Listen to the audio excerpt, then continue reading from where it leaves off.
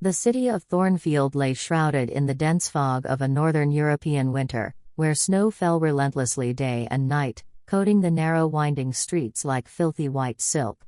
The feeble glow of street lamps pierced the snowfall, of light adrift in the grim landscape.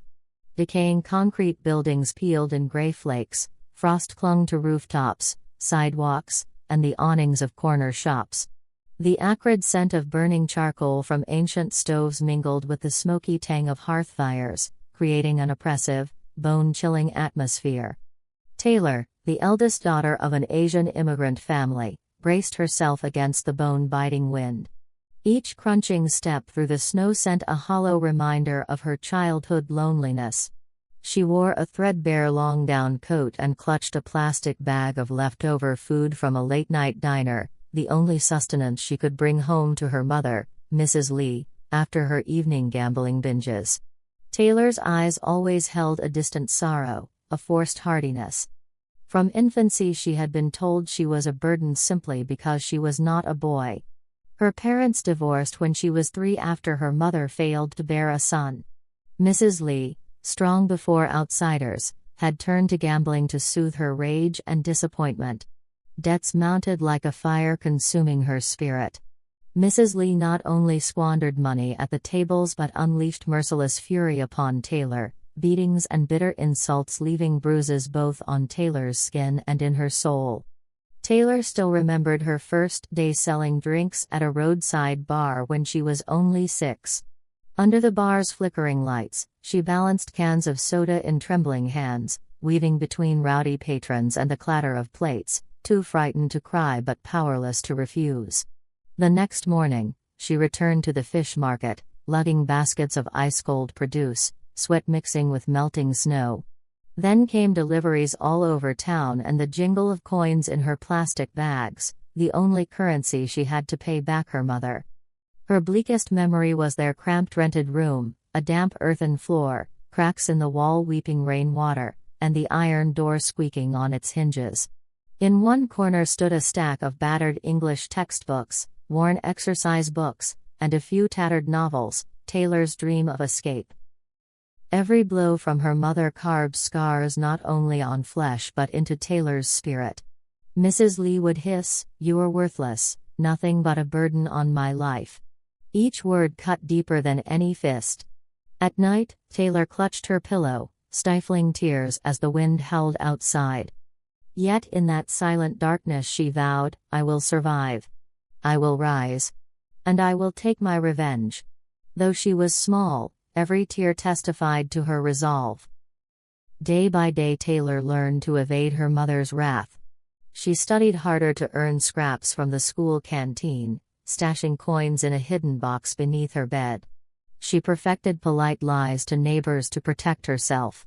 Slowly, she transformed her pain into power, her tears into determination. In her soul's cramped cabin burned one desire, to change her life.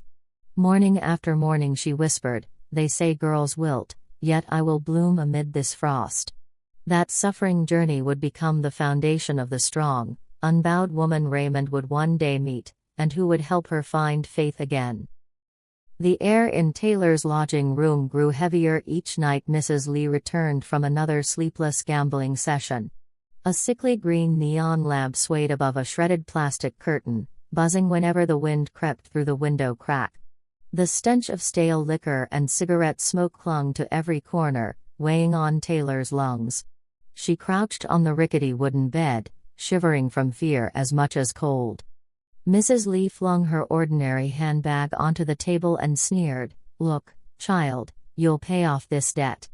Her trembling hand smoothed over loan notices demanding €5,000.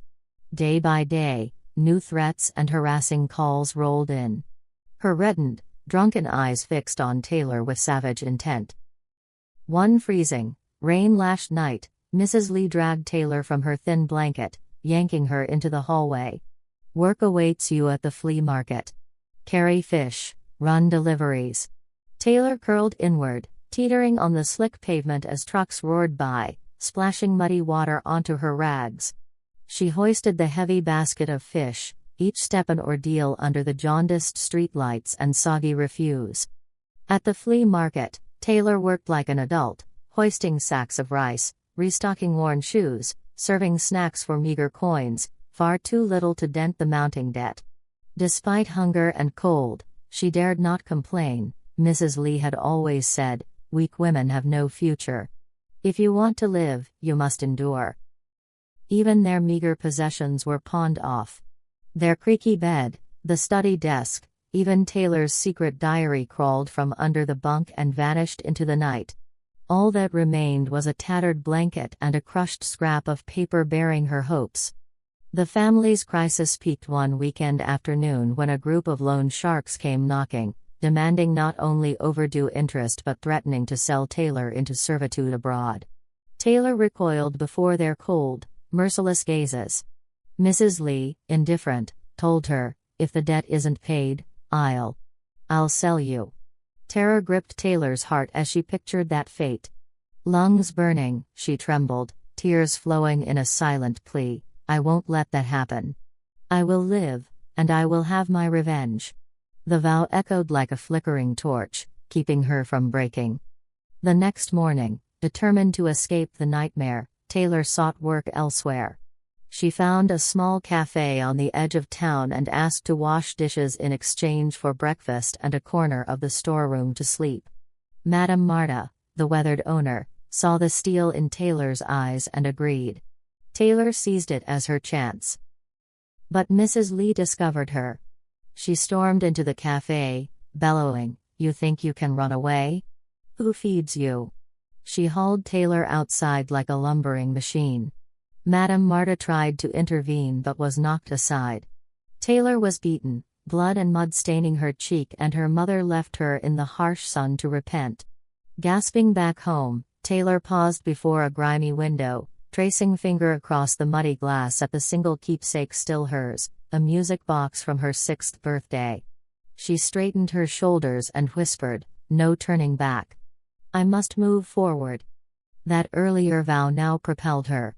She meticulously recorded her mother's debts, studied local law, and discovered that trafficking children was a felony punishable by prison. Taylor began secretly compiling evidence, loan papers, witness statements, storing them in a hidden box.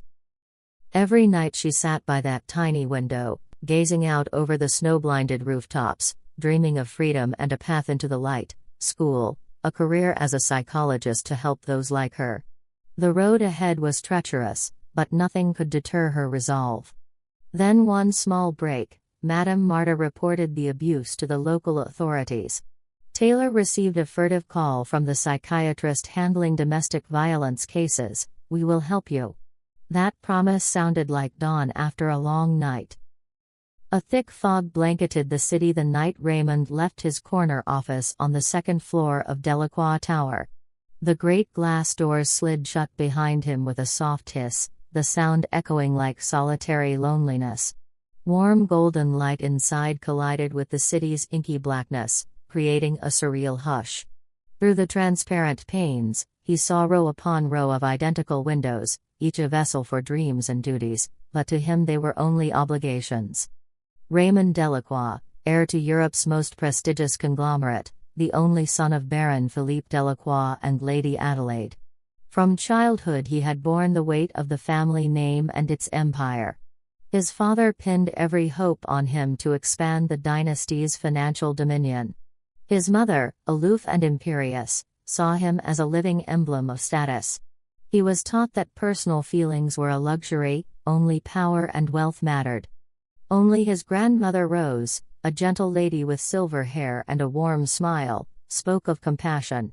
Even as dementia began to cloud her mind, she clung to lucid moments that revealed the truth: no matter how mighty one's power, family remained the soul's anchor. But lost in charts and spreadsheets, Raymond had long forgotten that lesson. A sharp beep on his phone broke the silence, the family support line. The worried voice reported, "Mr. Delacroix, Grandmother Rose has wandered off again. We've searched the outskirts without success." His heart clenched. Guilt for neglecting her rushed him behind the wheel through snowy streets, barreling toward Magnolia Manor, his ancestral home. Majestic in white stone with cobalt domes glistening in the flurry, it was his family's fortress, yet each step inside throbbed with anxiety. He burst into the foyer, white powder melting on his coat, to find the butler, Mr. Henry, wiping away frost. "Sir, we've searched her suite, no sign. The doctor warns her memory is fading fast." Raymond barely nodded before sprinting down the hallway. Marble pillars rose to crystal chandeliered ceilings, mirrors reflecting infinite emptiness. Even with all his wealth, he could not defeat his grandmother's fading mind. Beyond the manor lay its frozen garden, salt-scorched lawn, iced-over canal, withered flower beds. This was Rose's refuge, where she once read poetry on stone benches and fed the birds. But under the bright moon, only brittle leaves rustled. He shuffled through twisted branches and deep snow, dread rising in every step. Then he saw them, a frail old woman leaning against the curb under a dim lamp, guided by a young girl in a ragged down coat carrying a steaming bowl of soup. The girl's gentle voice coaxed Rose, "Take your time, grandmother. My name is Taylor. I know you're lost, please stay here." The flicker of a candle inside the tiny eatery behind them revealed Taylor's weary but determined eyes. In that instant, Raymond felt a spark of warmth pierce his frozen heart. He stepped forward, voice trembling, "Grandmother, are you all right?" Taylor paused, lifting her gaze to the impeccably dressed stranger, Raymond Delacroix. She simply nodded. The cook, Mr. Daniel, emerged to bow. "Mr. Delacroix? Thank you for coming." A swirl of unexpected gratitude and remorse washed over him. He laid a tentative hand on Taylor's shoulder and managed, "Thank you for looking after her." He faltered, searching for words. Taylor smiled softly. It was nothing. She needed care. In her eyes he saw a beacon he had longed for, kindness and genuine concern. The shield of his cold detachment suddenly felt meaningless. He invited Taylor to the manor that evening, promising to cover all expenses. Their limousine cut through the snowy streets. Taylor sat modestly in the heated rear, still keeping her distance. Glancing back in the mirror, Raymond offered, "You helped my grandmother. I just want to ensure she's safe." Taylor gave a small nod. "Thank you, Raymond." At the high iron gate, he pressed the buzzer. As the beams of the headlights revealed the marble pathway, they escorted Rose inside, greeted by staff and nurses on standby. The grand hall felt unusually warm. That night in Rose's tranquil suite, candlelight danced on snow-frosted windows. Raymond stood beside Taylor, gently taking her hand. "You may rest here. Call me if you need anything." Taylor, exhausted yet grateful, replied softly, I don't know what to say. Thank you." Raymond nodded, eyes shining with newfound appreciation. "Meeting you reminded me what compassion means." In the silent night, two souls from opposite worlds had found each other through Rose's frailty. The Delacroix legacy, steeped in wealth and duty, was reborn by a warmth long forgotten, and by a young woman who had endured the harshest of winters yet bloomed in its heart. That evening, after their first encounter at the little roadside eatery, Taylor returned to the warmth of Magnolia Manor in a state of gentle bewilderment. The once silent halls of the mansion now echoed with the soft tap of servants' footsteps and hushed whispers. Polished marble floors stretched beneath sparkling crystal chandeliers, the plush red carpets bore intricate floral motifs, and the grand corridors glowed with the light of countless lamps, each one resembling a fallen star. In that opulence, Taylor felt the stark contrast to the hunger and violence of her past. Once grandmother Rose was settled in her special care suite, Raymond led Taylor to a private dining room where a small banquet had been laid out. Flickering candles cast a cozy glow over the expansive chamber. Before them stood dishes both simple and refined, a velvety pumpkin soup crowned with a swirl of cream, a fragrant herb salad, seared salmon in passion fruit sauce, and a golden baked cheesecake. Each plate was arranged like a work of art, the heady aroma of rosemary mingling with the rich tang of cream and the bright acidity of passion fruit. For Taylor, it evoked a long-forgotten memory of a rare warm meal her mother once cooked, now as distant as a dream. Raymond invited Taylor to sink into a deep emerald leather chair, far more comfortable than the hard wooden benches she had known in the small café. He carefully removed the cork from a bottle of Delacroix vintage red wine and poured 2 slender crystal glasses. The gentle clink of glass marked a new milestone in their relationship. Taylor, having never tasted fine wine, held the glass with tentative fingers, inhaled the bouquet of sun-ripened grapes, and let the velvety flavor wash over her palate, a subtle bitterness giving way to soft warmth. He began with sincere gratitude. "Thank you for caring for my grandmother. I know your work was not easy." Taylor looked up at him, her heart fluttering. She forced a modest smile and replied, "You needn't thank me. I simply did what I believed was right." Yet her tired eyes betrayed the anxiety and hardship she carried. Seeing it, Raymond leaned forward, voice gentle, "I understand. You've endured far more than anyone should. I want to ease your burden." Their conversation opened hesitantly. Taylor spoke of her deprived childhood and those long nights trudging the icy streets to sell lottery tickets and deliver food. When, the head butler, had seen her threading through the snow and often offered her a plate of leftovers. Each anecdote rippled through Raymond's heart like a stone dropped in still water. For a man accustomed to balancing finances, listening to a life story was both rare and deeply moving. In turn, Raymond shared memories of Rose, who taught him his first lessons in love and duty. He recalled how she cradled him as a boy, weaving European fairy tales and teaching him that the heart must remain open. He had long ignored that lesson, immersing himself in work and forsaking peaceful family moments. Now, standing across from Taylor, he yearned to reclaim what he had lost. The evening drifted by in warm gazes and shy smiles. Taylor felt safety and respect emanate from Raymond. She would never forget the moment he leaned forward, looked into her eyes, and said, "No matter how cold this world grows, you will always have a place to return to." His words echoed within her like a small flame flickering through the winter night, bringing warmth to her frozen spirit. After dinner, Raymond escorted Taylor through the frozen walled garden, where white pebbled paths wound between stark, snow-clad shrubs. Under dim lantern light, the withered blooms resembled forlorn statues. Yet Raymond comforted her, "Spring will return. I will show you these gardens in full bloom." Taylor looked up, breathed in the biting air tinged with hope, and smiled, "I will eagerly await that day." Stopping beside the ice-covered reflecting pool, they watched the pale moon shimmer on its surface. Raymond pressed a switch on a lamp post, illuminating Taylor's hopeful face. Then, softly, he began to sing a lullaby of the Delacroix line, the same song Rose once sang to him. His warm, resonant baritone echoed in the stillness, and Taylor closed her eyes, letting the melody carry her mind away from the northern wind's chill. They returned to the oak table in the main hall, where Taylor was offered a mug of hot herbal tea. She savored its ginger and orange essence in the snug glow of the candles. Raymond smiled and said, "I will not force you to stay if you feel unsuited.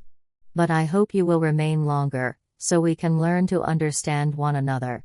Taylor hesitated, then nodded, I will try. I want to learn to trust someone." That night, through their whispered conversations, Taylor discovered that Raymond was more than wealth and power. He was a man capable of listening and sharing. In him she saw a heart willing to lower its guard. In her he rediscovered the gentle warmth he had long forgotten. Before parting, Raymond presented Taylor with a soft woolen scarf from Rose's wardrobe. He wrapped it around her neck with tender care. "Stay warm. It will be bitterly cold tonight." Taylor lowered her eyes, voice trembling. "Thank you, Mr. Raymond." Her words, though brief, carried a universe of emotion. Alone in her temporary room, Taylor placed the scarf on the dresser and lingered by the window.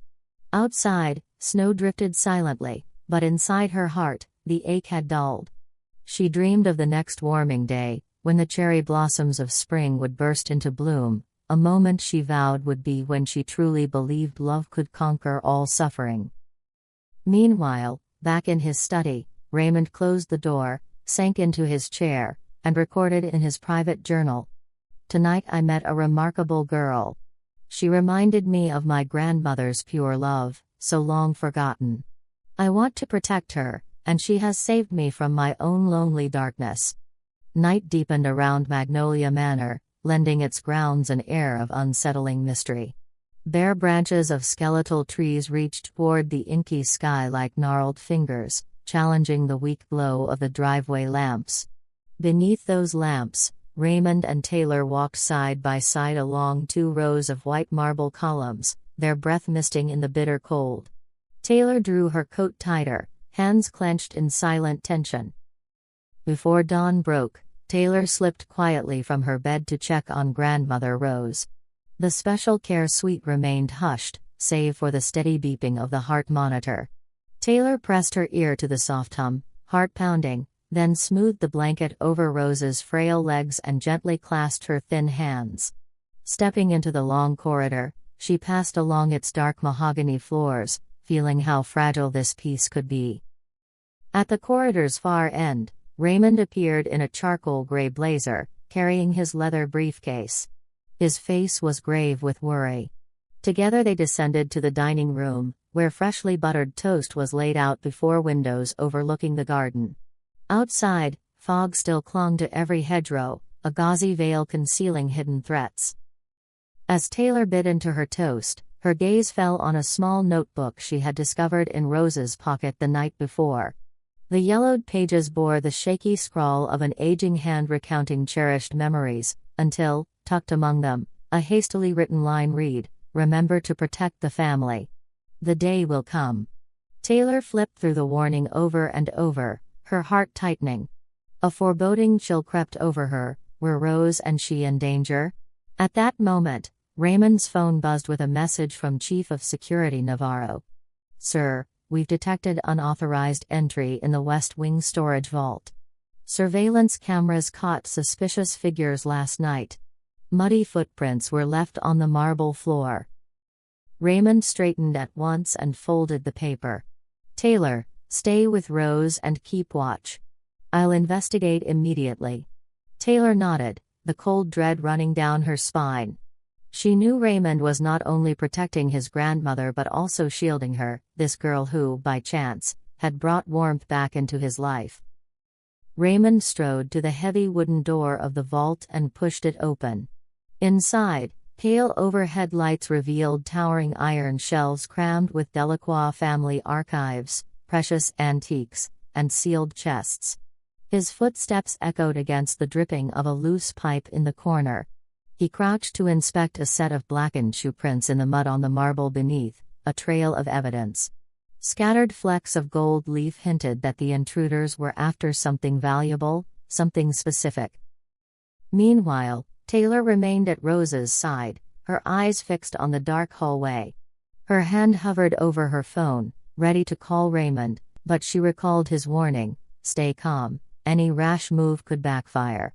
Instead, she retrieved the tiny clip-on security camera from her coat pocket and activated its feed. On her screen, a shadowy figure pressed against the dining room window, searching for an entry point. In the vault, Raymond rifled through a stack of family charts until a particular genealogical map caught his eye. A strange symbol carved into its border matched the emblem he'd glimpsed in Rose's notebook. Suddenly, a faint scraping overhead snapped his attention upward, someone climbing down from the mezzanine. He leapt onto a crate, seized the man's collar as he descended, and pulled him to the floor. Taylor rushed into the vault to find Raymond pinning the first intruder while 2 more slipped in behind her. "Help me!" she cried, grabbing a wooden stool and smashing it onto the stone floor to distract them. Raymond quickly neutralized the man's outstretched hand. The dim lights flickered as the assailants cut power to the vault, plunging them all into near darkness. In that deadly instant, they needed both wits and force to protect the manor's secrets, and to keep grandmother Rose secure. Grabbing Taylor's hand to still her panic, Raymond urged, "We must hold fast." Their eyes met, each seeing in the other an unwavering resolve. Under that shallow, flickering glow, Taylor forgot the fearsome winters of her childhood. Only one thought remained: they would defend the Delacroix family at any cost. Their bold action unveiled a far deeper threat. These were not mere debt collectors or common thieves, but people hunting some hidden legacy of the Delacroix line, a secret dating back to Rose's youth. Could Raymond and Taylor thwart this dark scheme? And how was Taylor herself connected to the old journal and that strange insignia? With hearts hammering and breaths caught, they braced to confront the perilous journey ahead. A biting wind swept through the thorn-filled night as Taylor stood by the storeroom's narrow window, arms crossed against the chill and the faint scent of smoke from the distant kitchens.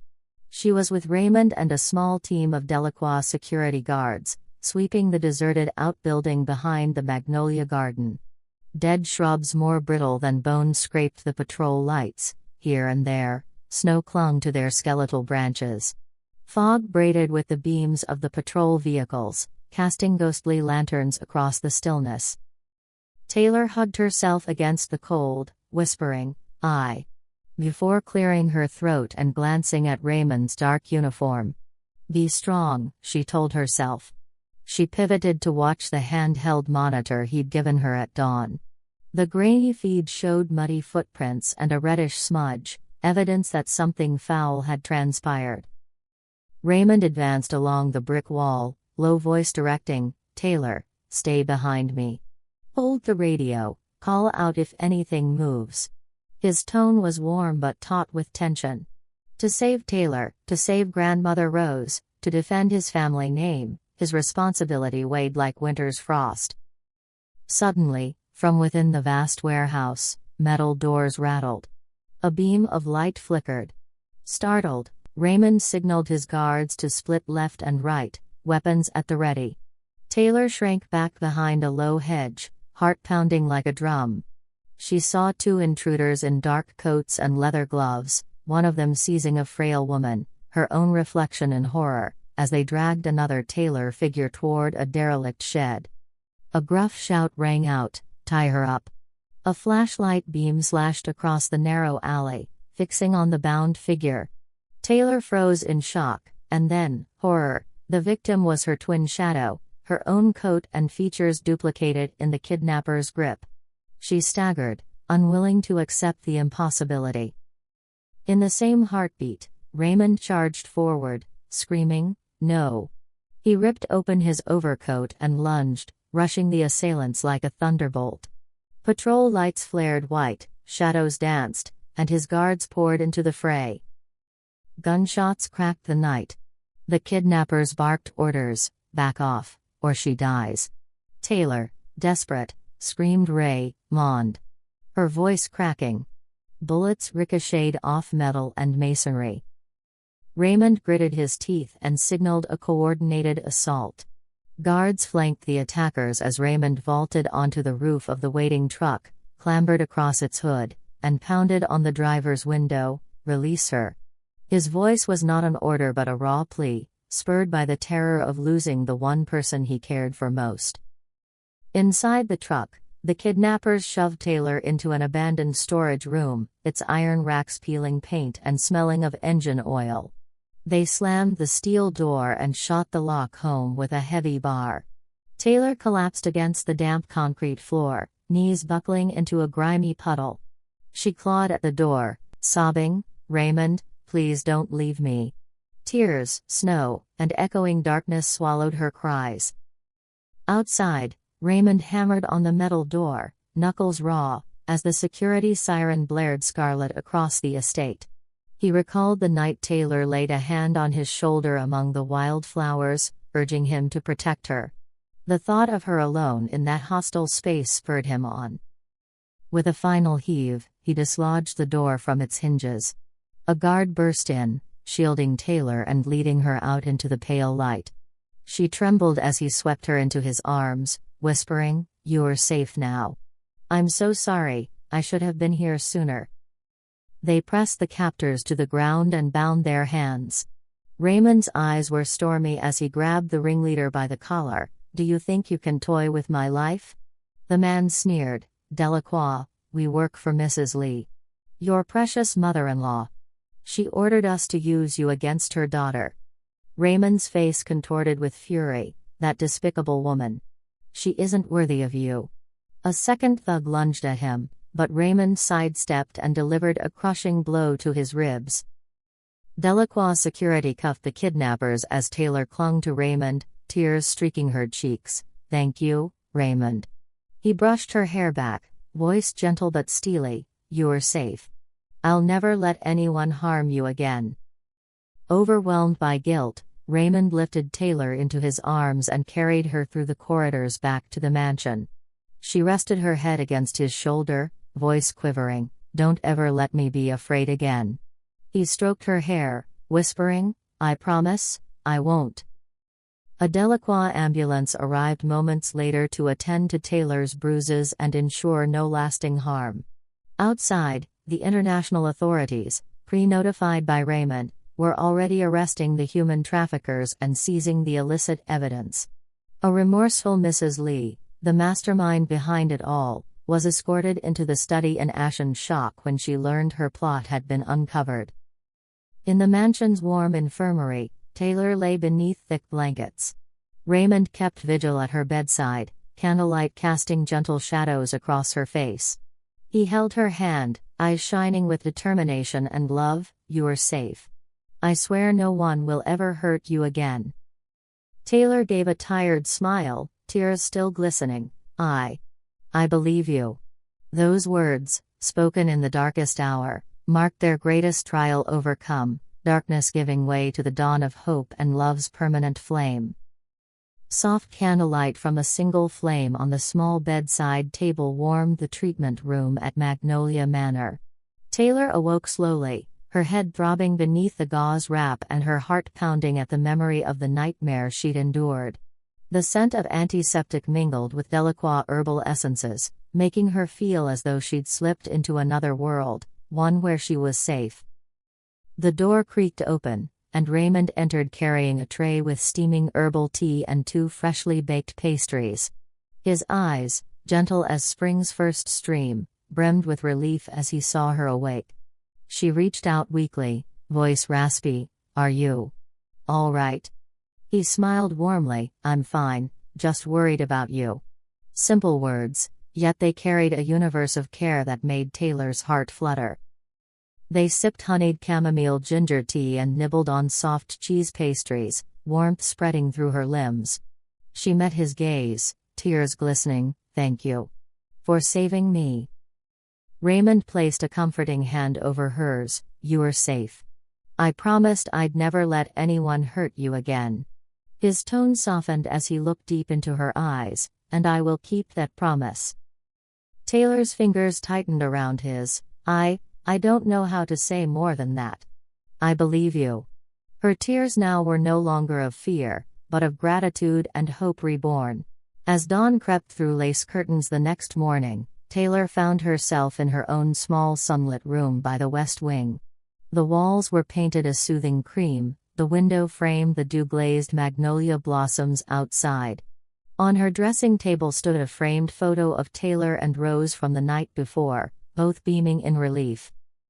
Taylor slipped to the edge of the bed, bare feet warming on polished wood, and opened the little journal she'd carried all these years. On its final page, the old entry "I will live for revenge" was neatly crossed out and replaced with "I will live for love, and for the future." At her gentle knock, Raymond entered with a shy smile. "Good morning." Taylor tucked loose strands of hair behind her ear and returned his smile. "Good morning." They walked together down the ivy-lined corridor to the sunlit garden, where early cherry blossoms shivered in the breeze. Taylor inhaled deeply. "It's so peaceful here." Raymond entwined his fingers with hers. "I want you to feel that peace from now on."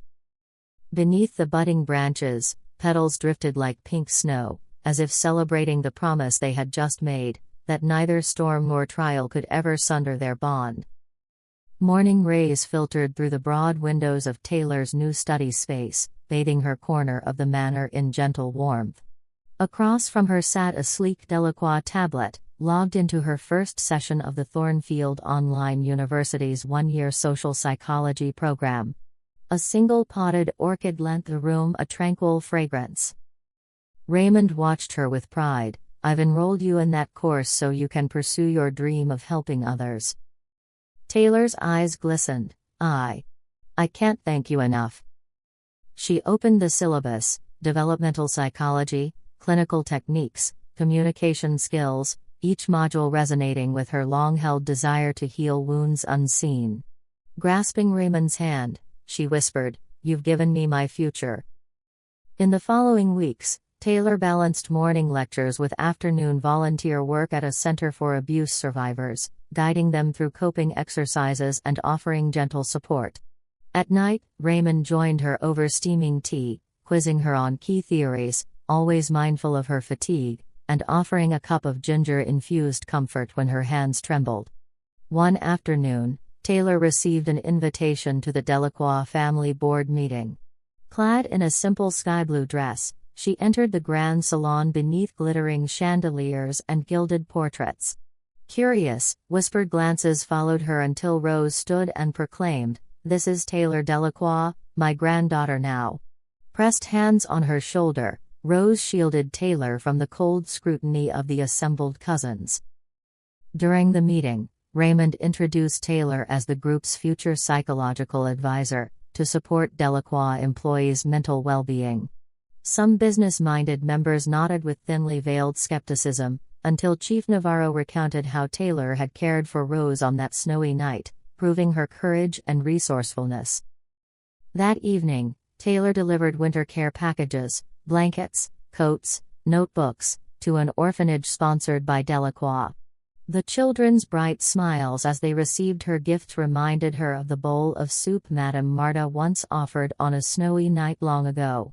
She hugged a little boy who whispered, "Thank you, Ms. Taylor," and in that moment vowed to pass forward the kindness she'd been shown. Then Raymond surprised her with a paper lantern ceremony in the manor gardens.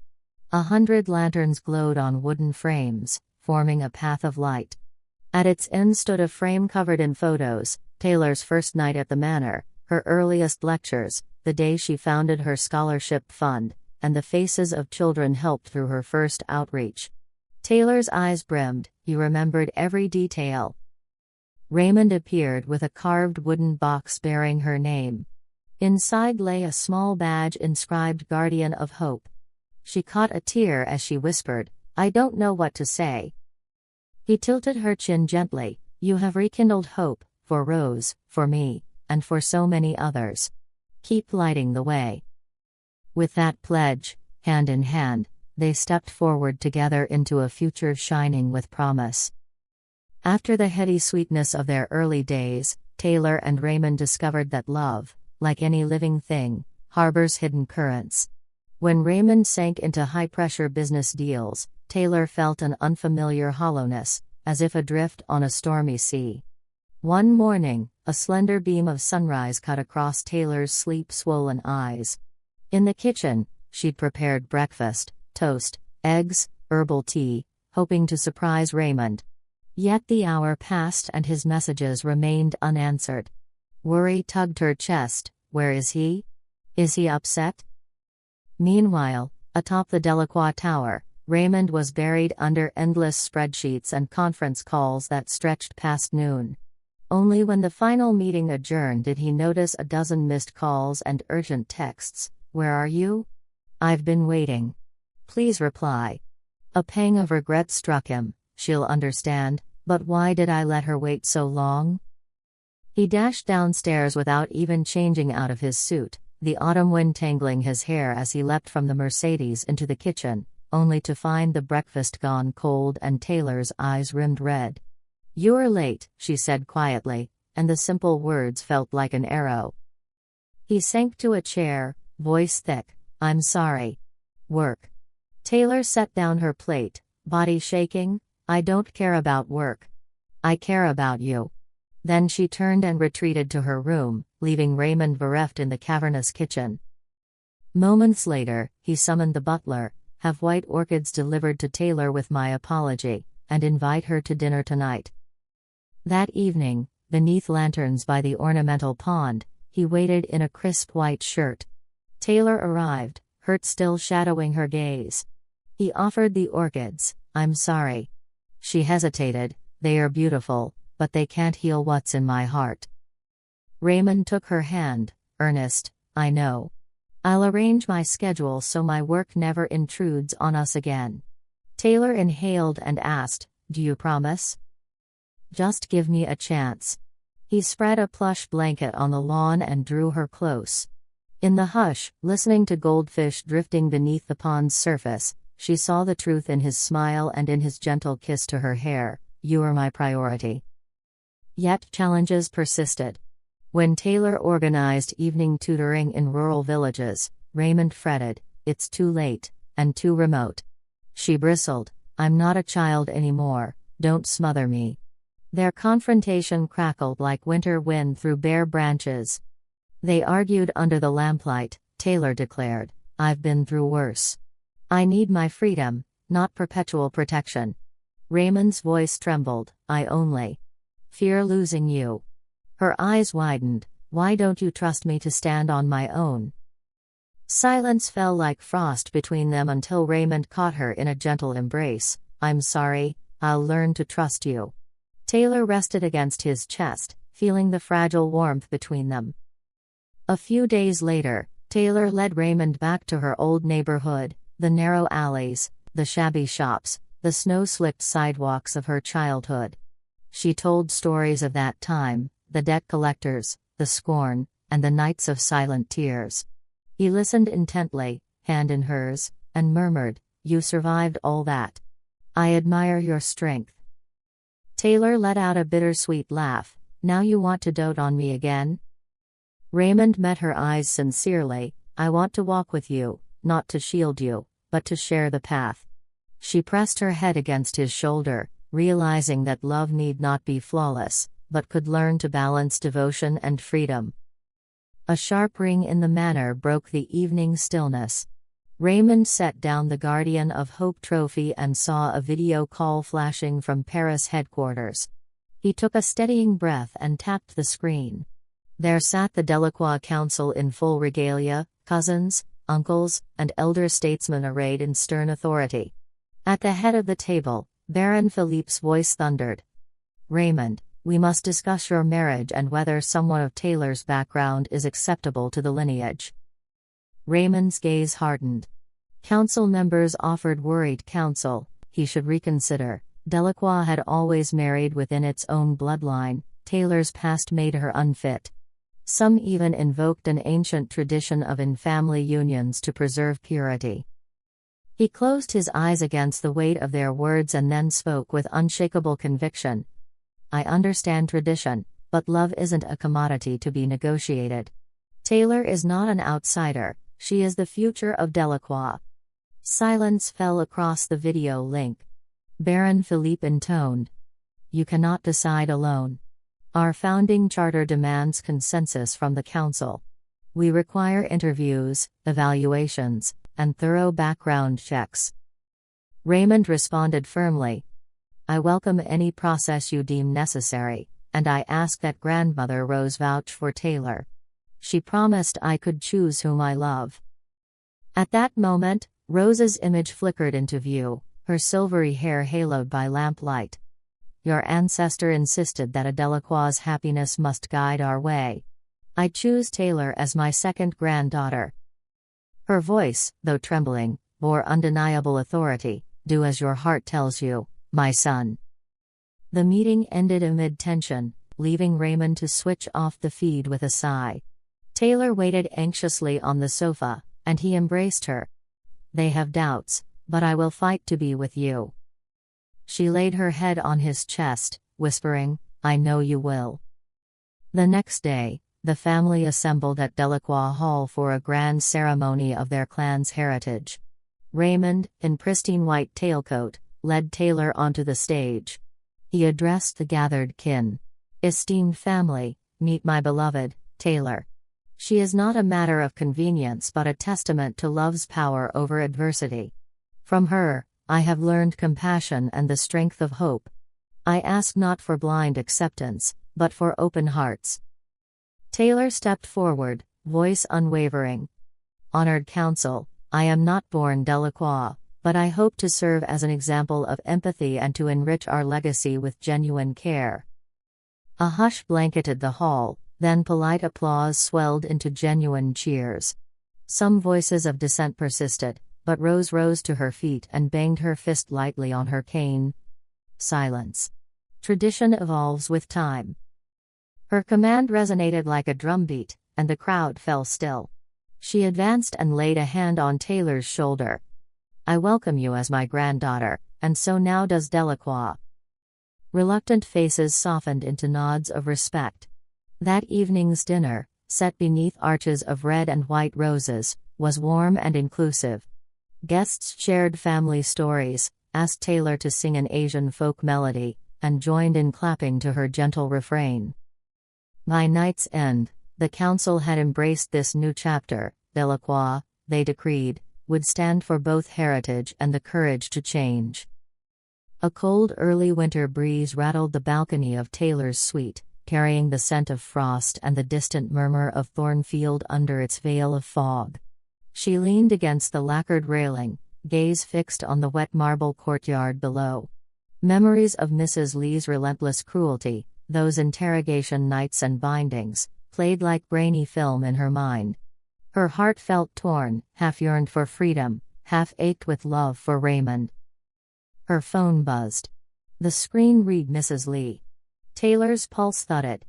The woman who'd abandoned and abused her all these years now sought entry to her new life. Taylor pressed a hand to her chest, gathering strength. What do you want? She asked, voice brittle. Taylor, listen, Mrs. Lee sobbed. I've paid my debts. I'm lost without you. I want to reunite. To lean on you through this.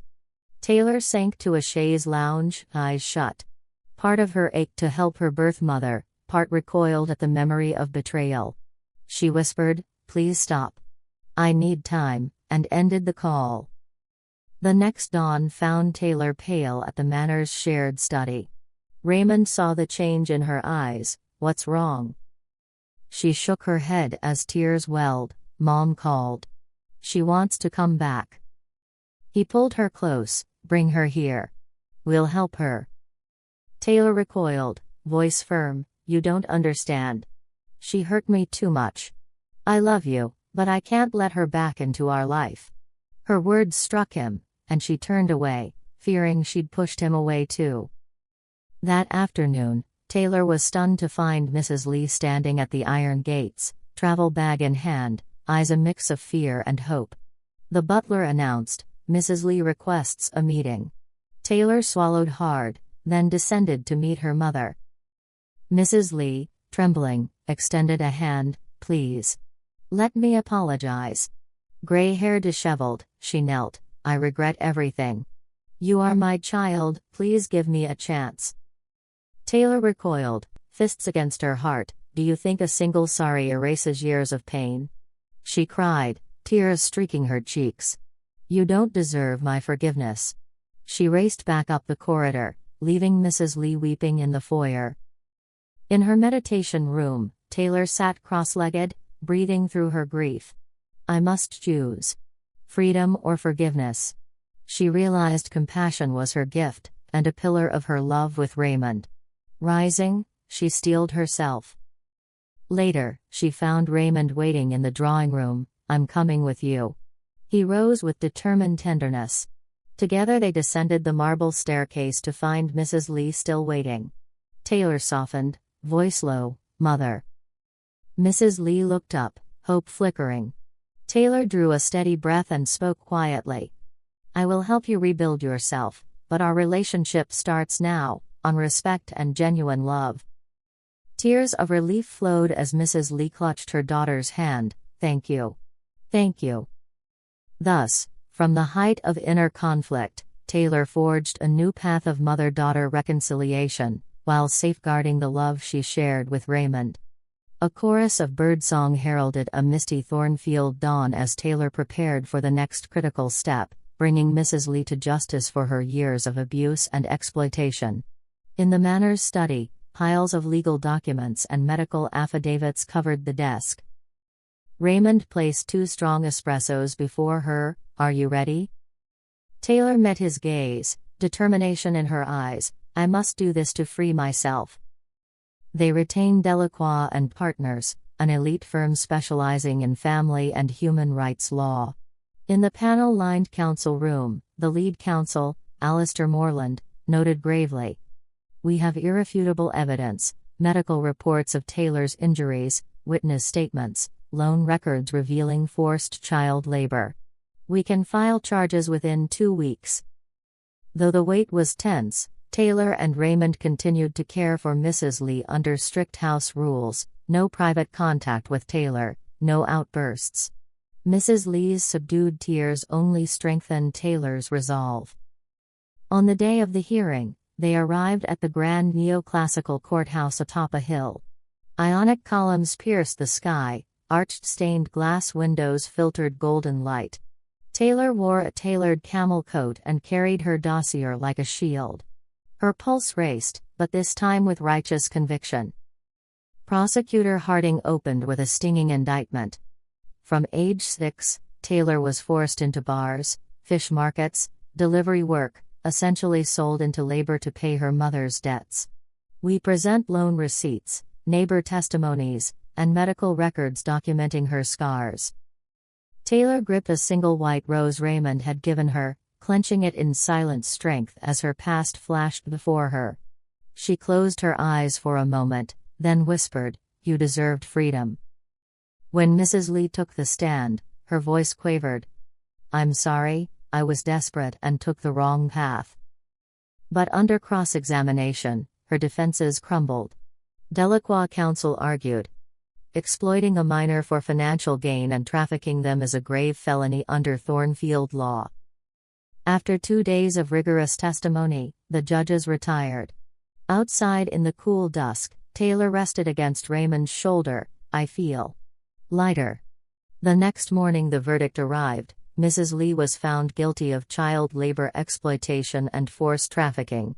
She received a suspended 3-year sentence and was ordered to pay full restitution to Taylor, compensation for 15 years of stolen childhood. Additionally, she was placed under supervised rehabilitation and mandated to attend legal education courses. Taylor exhaled in relief as the judge pronounced, "You are free at last." Mrs. Lee bowed her head in remorse. "You have prevailed. You are free."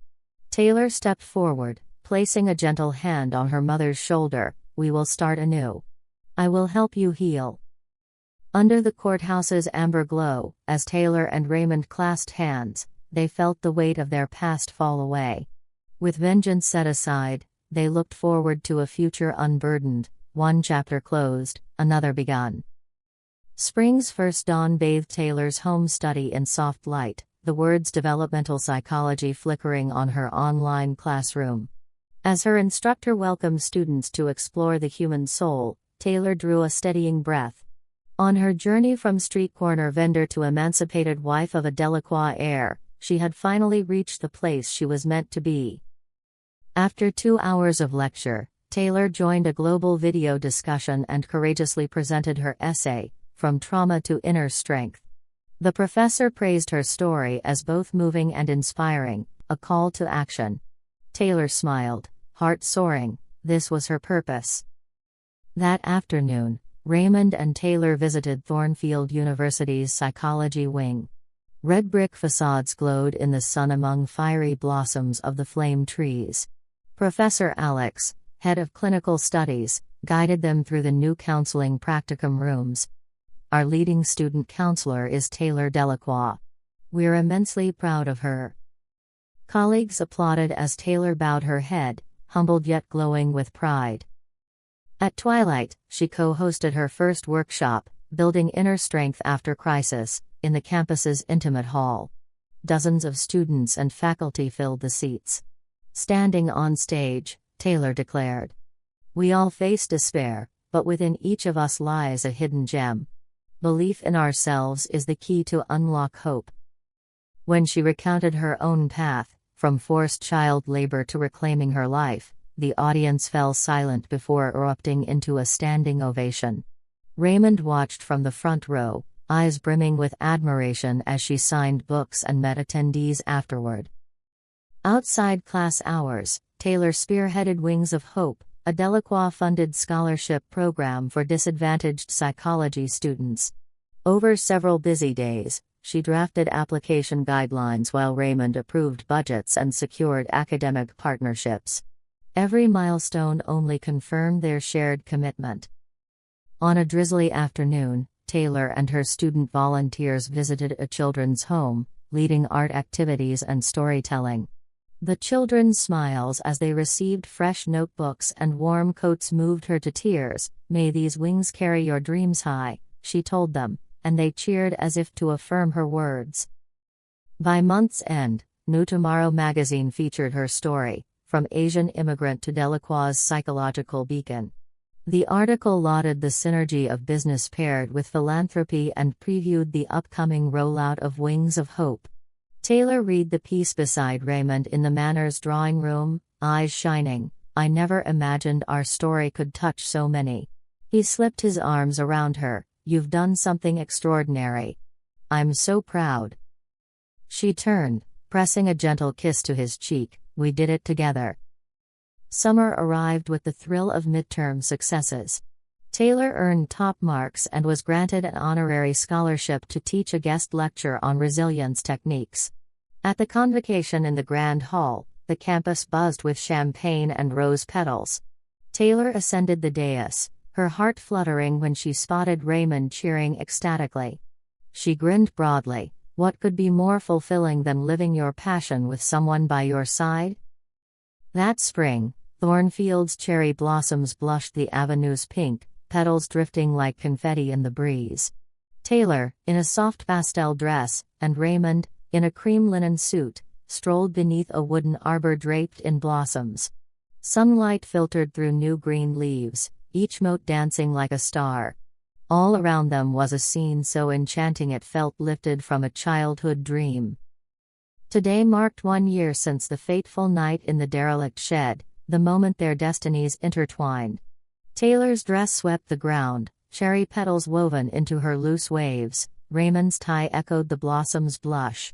She emerged onto the garden path to find him waiting beneath the arbor. Their eyes met, and the world hushed. Taylor's voice trembled with joy. "Happy anniversary, my love."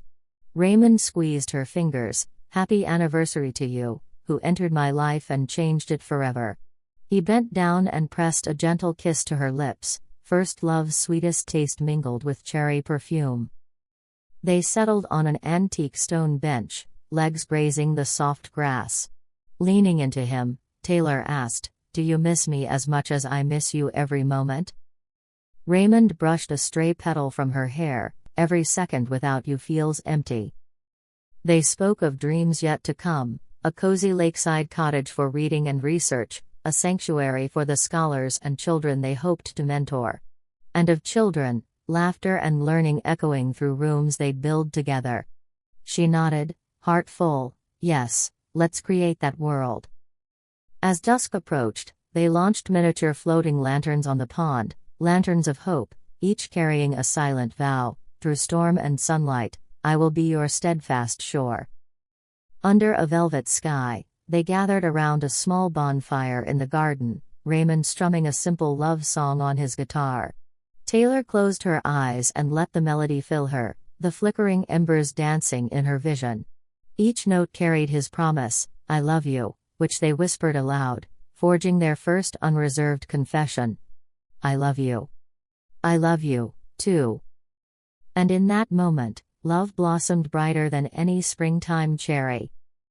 Years of dedication culminated in Taylor's proudest moment, standing under the gilded banner Hope Counseling Center, Dr. Taylor Delacroix, Ph.D. in Thornfield's Psychological Union Hall. A giant LED screen behind her cycled through images of her teaching, volunteering, and supporting countless lives, always with Raymond by her side. The hall brimmed with friends, colleagues, Delacroix family, university leaders, and NGO partners.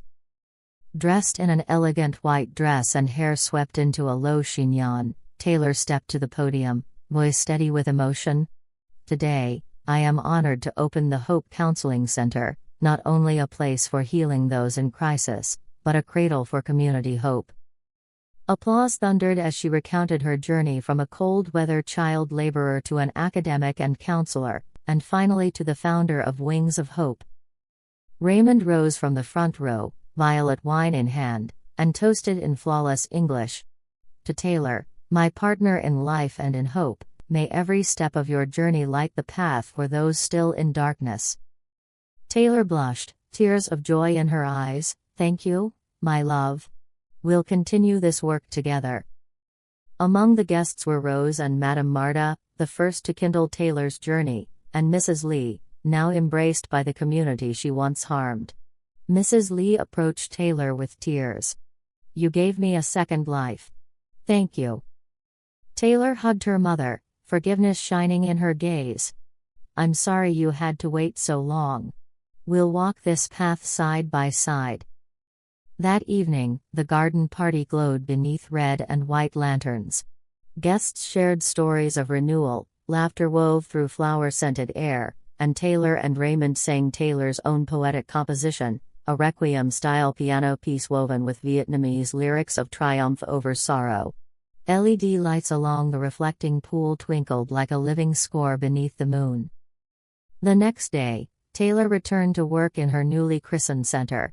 Walls in soft aquamarine and cream held shelves of classic and cutting-edge psychological texts.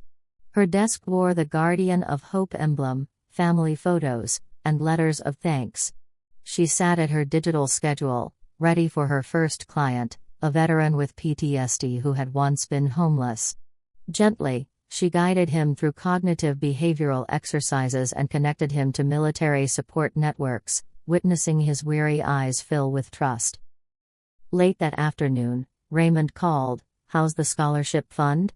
Taylor beamed. "We've accepted 5 more scholars and have 10 promising applications pending. We'll add research grants soon." He nodded through the phone. "Excellent. I'll alert PR to share the news." Later, they stood together on the office balcony, watching the sun set over Magnolia Hill. Taylor pressed her hand to his chest, feeling the steady beat of security and love.